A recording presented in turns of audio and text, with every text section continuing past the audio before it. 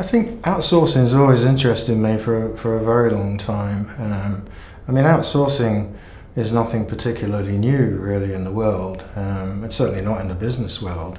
You know, for centuries, really, businesses have seen, the need to outsource when they don't have the skills. I mean, a classic example would be that most people outsource their postal services. They readily accept they don't have the skills, the expertise, or the infrastructure to deliver their post.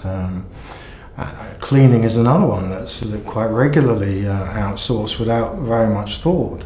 I think what became really different in the 90s and the noughties, if you like, was the scale and the scope of outsourcing, and suddenly things that nobody would ever think that you might outsource, such as procurement, were being candidates for outsourcing. And I think I was always skeptical about the whole almost religious zeal with which some companies were pursuing outsourcing in the early days.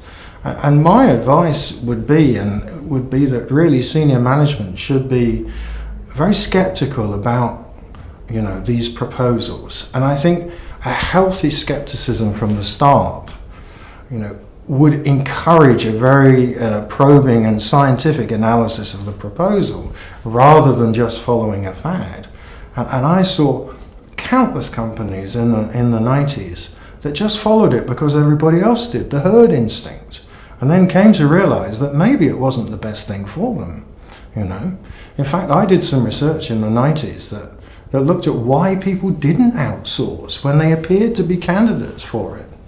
And what was surprising was that companies that dealt in very high volumes of low value goods were really not necessarily candidates for outsourcing, because the value of the transport and the service that it provided was so integral to what they did that they were probably the biggest providers anyway, and that where a lot of outsourcing was finding a market was in the high value, low volume goods. You can imagine pharmaceuticals and so on.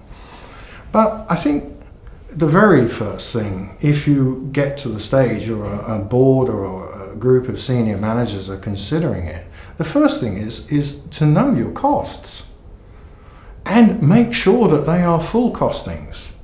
That when you say, well, we're going to replace these people, that the full costings are in there, that the employment costs are fully weighted, and that every aspect of what is involved is carefully looked at, so that you get a true picture of what the various costs are that are involved. I think another aspect that really came out is cultural fit. Two companies that have wildly different cultures, and one regular candidate for outsourcing were transport services or warehousing services. And many of those companies often had, shall we say, a rather, robust attitude to management, a macho attitude, if you like. And they were becoming suppliers to companies that were quite collegiate, in their approach to looking at problems. And of course they had a culture clash.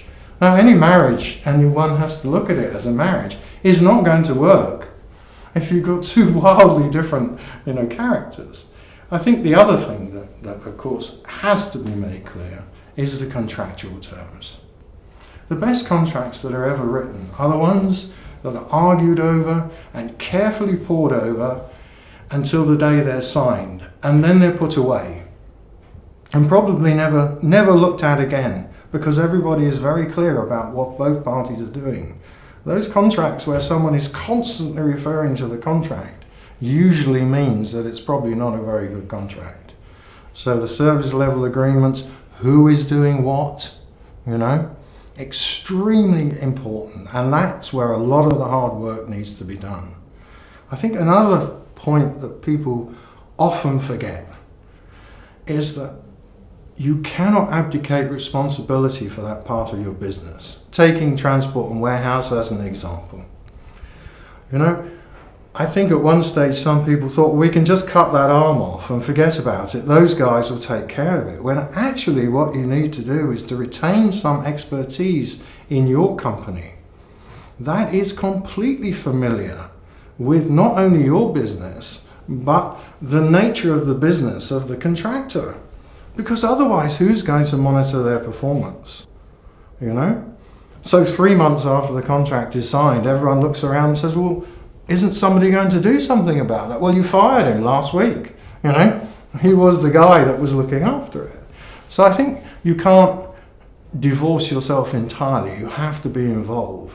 But, you know, the benefits are there. They can be there. They can be there in terms of, you know, getting access to information systems, you know, transport management systems or warehouse management systems. Skilled labor, okay.